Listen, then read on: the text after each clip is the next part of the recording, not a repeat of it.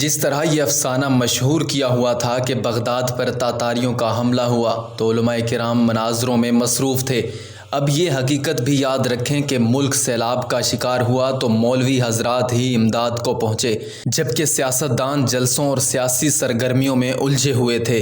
مشکل کی اس گھڑی میں قوم کی خدمت کرنے والے علماء اور مذہبی طبقے کو خراج تحسین پیش کرتے ہیں۔ ایک بار پھر ثابت ہوا کہ چہروں پر سنت نبوی صلی اللہ علیہ وسلم سجانے والے ہی در حقیقت معاشرے کے رکھوالے اور بچانے والے ہیں۔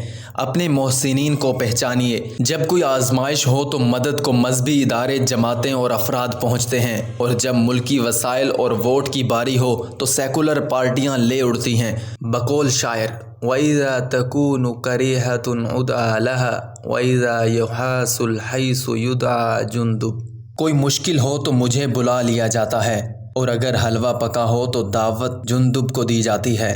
حاکم کو میرے حال سے رغبت نہیں کوئی، بارش کا سر پہ زور ہے اور چھت نہیں کوئی۔ سیلاب لے گیا میرے تن کا لباس بھی، حیرت ہے اب بھی آپ کو حیرت نہیں کوئی۔ ہر شے کے نرخ بڑھ گئے، افسوس اس کا ہے، انسان کی میرے دیس میں قیمت نہیں کوئی۔ ایک دن ہوائے وقت کی زد میں تو آئے گا، اور آئے گی صدا تجھے مہلت نہیں کوئی۔